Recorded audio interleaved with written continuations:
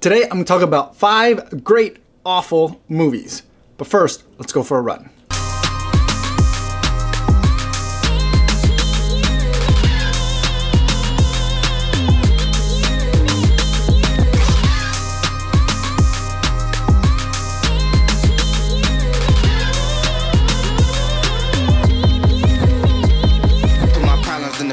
Put my problems, paper, dial up the deputy, mad at my brown, problems in the paper, put my problems, paper, dial up the deputy, mad at my brown, problems in the paper, put my problems, paper, dial up the deputy, mad at my brown, problems in the paper, put my problems, paper, dial up the deputy, mad at my brown, problems in the paper, put my problems, paper, dial up the deputy, mad at my brown, problems in the paper, put my problems, paper, dial up the deputy, mad at my brown, problems in the paper, put my problems, paper, dial up the deputy, mad at my brown, problems in the paper, put my problems, paper, dial up the deputy, mad at my brown. Listen here, buddy. Put my problems in the paper, put my problems, paper, dial up the deputy, mad at my brown, problems in the paper, put my problems, paper, dial up the deputy, mad at my brown, problems in the paper, put my problems, paper, dial up the deputy, mad at my brown, problems in the paper, put my problems, paper, dial up the deputy, mad at my brown.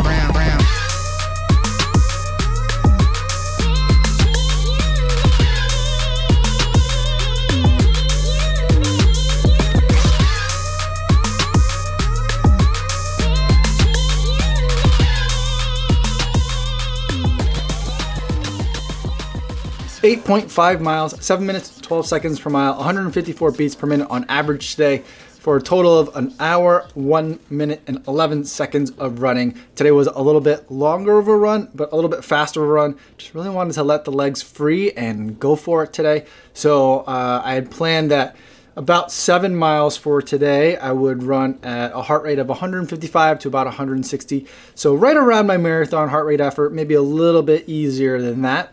And that ended up giving me 7 miles at 7 minutes, 2 seconds per mile. So feeling really good about that. It just felt really good to not really push, but push just a little bit and let the legs and let the lungs really just feel a little bit free for a moment. So it was a much needed run out there today. I felt really good about it.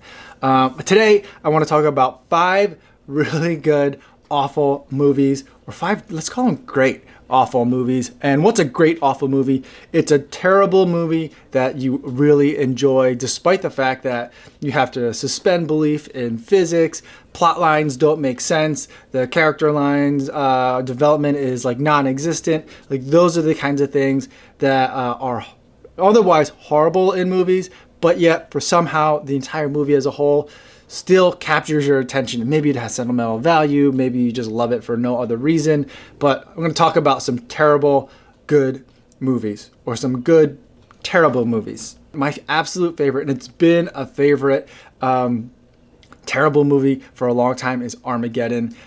Bruce Willis is in it, Ben Affleck is in it, Liv Tyler. Lots of people, and this is what her before she was in, was it Lord of the Rings? So this is just a really long time ago, a super old movie. It was, in fact, the first DVD that I ever bought. That's how kind of old this movie is. It's about a giant asteroid that's going to collide with the Earth. And it's, I mean, I guess maybe not the best thing to talk about right now. I didn't realize that when I put it at my number 1 spot, but it is my number 1, like, favorite terrible movie. And so as a last-ditch effort, the people of Earth send up a team of oil drillers to go land on the asteroid, drill a giant hole very deep inside the asteroid, drop a nuclear weapon, and hopefully destroy this global killer. And so it's pretty hilarious. It makes no sense on a lot of levels. I particularly love the character of Lev, the Russian cosmonaut who's been like in orbit by himself for a super long time. Like, my favorite line in the movie is like, when Ben Affleck is asking what he thinks the odds are, he goes, I gotta say 50-50, 60-40, like all those things. He has just the best lines in the movie. There's a lot of great one-liners, but I just absolutely love that movie. Steve Buscemi's in it. The guy from Wedding Crashers is in it. So just a really super fun cast of people. A real feel-good movie at the end. So like one of the movies that I just like, if it's on, I have to stop and watch it just because it is so much fun. My next favorite terrible movie is Fast and the Furious Tokyo Drift. I really loved Fast and the Furious, but I feel like that's just a good movie. So it doesn't fit into my like good terrible movies list. Fast and the Furious 2, Too Fast, Too Furious was just absolute garbage. So I hated that one. But Fast and the Furious Tokyo Drift, where we get new characters, and I think there's like an experiment in the franchise to see if they could get a whole different cast of characters and have them go somewhere else. Lil Bow Wow's in it. I'm trying to think of who else some of the more famous actors are that are in it. Not a ton of super famous actors, at least they weren't in the US at the time that the movie was made. But it's about a kid who's a problem kid, happens to be good with a wrench and knows how to drive a little bit, at least for like the way that Americans drive. Then gets sent to spend time with his military dad in Japan and has to like fit in with the culture there and discovers race and drift culture. So super, just absolutely horrible movie. But I love it. I watch it all the time. And you guys probably have already seen me post like clips of that movie because like before a big race, it's definitely one of the two. Like I watched that movie again, and I watched Fight Club. Like those are my two like hype movies that I watched before a marathon race.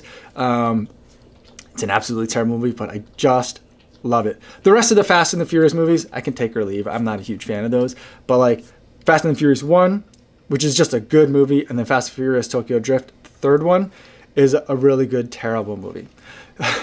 The next one that's on my list is another older one. It's Enemy of the State.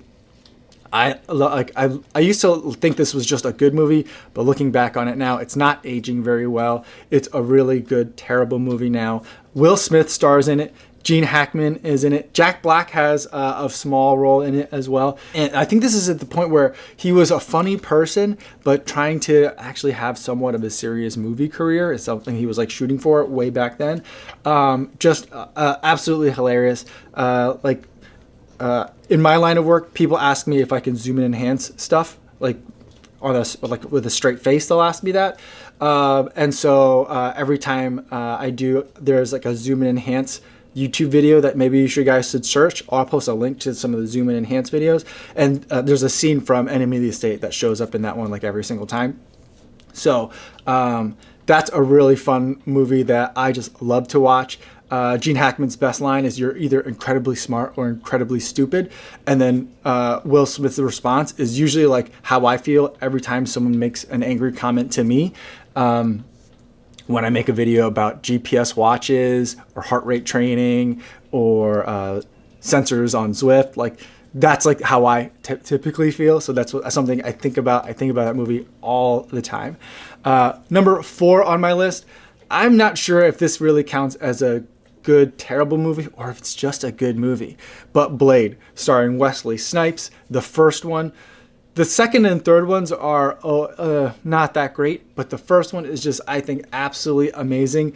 Like the way that they've developed like this underworld culture is just so really good. For those of you who don't know what Blade is, Wesley Snipes is a daywalker. He's a vampire that he has the ability to be out in sunlight. Sunlight doesn't hurt him, and he's not vulnerable to the same weaknesses that vampires have. And there is a vampire underworld that is kind of like an Illuminati that are trying to that control a lot of the world and are trying to actually take over. And they view like the human race as like sheep or their food, like cattle. And so it's a really interesting dynamic. Blade, with the help of Whistler, becomes a little bit of a vampire hunter, trying to track down a lot of their illegal activity and stop them from taking over the world. A really good movie. The special effects at the end are just ridiculously bad. The villain is Steven Dorff, or one of the villains is Steven Dorff, which I also think is just like a brilliant casting choice for that movie. So another one that I absolutely really love. Number 5, what I'll put is Boondock Saints. It's about 2 Irishmen who are living in Boston, and they turn to vigilante justice, and they start taking down different aspects of organized crime in their community. And it's Willem Dafoe is in the movie, and he does just like, if you think Willem Dafoe overacts, you definitely need to see him in this movie. Like, it takes his overacting to the extreme, and it's just absolutely hilarious. I love that movie. That movie is the reason why I don't say rule of thumb anymore. I'd say general rule all the time. But it's just an absolutely hilarious movie. It's an intense movie. I like it. Like, I take it like on a serious level, like as like viewing it as like regular movie, not as a terrible movie like criteria. I think it could fit in both. So it might even be on my list of favorite good movies. But I think because it's like very over the top in a lot of areas, it definitely fits very well on a list of good terrible movies. And because I always like to give bonuses whenever I do lists, I will give one bonus that I feel like is really appropriate for this time is Demolition Man, a fantastic movie about a crime lord in, I think, the 90s, who basically takes over a part of Los Angeles and declares it his own country. And so the local police and part of the federal government have to go in and try to take Wesley Snipes out. Now, Sylvester Stallone is the lead of like the LA Police Department that go in there, and he kind of goes cowboy on the situation and goes in despite everyone telling him, like, you know, don't take your team in there. We're going to do it a different way because there's these hostages involved, and he messes up. And so they find the hostages are dead. They blame him for it. And so not only does Wesley Snipes' character, who also played in Blade, another great terrible movie, Wesley Snipes' character is put into like he's frozen, like cryo freezing. I forget what the term is for that. And the way that the penal system works at that time in that world is that not only you're frozen, but you're also given like reprogramming, like subliminal messages while you're frozen. So that way when your time served is up, you wake up and you're no longer have a criminal mindset. You're like fixed. And so they're supposed to do that. And then Sylvester Stallone, because of what he did in hurting all those hostages, is also frozen. There is some reason why Wesley Snipes gets frozen. I think there's like a parole hearing that you get unfrozen for. During the parole hearing, he gets unfrozen, and then he's running amok in this new futuristic Los Angeles world where no one gives high fives or says hello to everyone. You do like a high five like this. I don't know if you guys remember that. That's like an awesome part of the movie.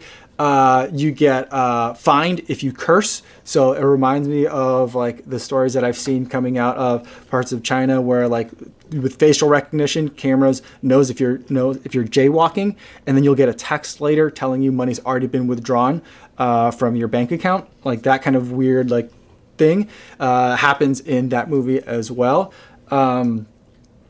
There's no restaurants. Everything's called Taco Bell because of something called the Franchise Wars, which I was really hoping at some point there would be a prequel to that movie and explain what the Franchise Wars were.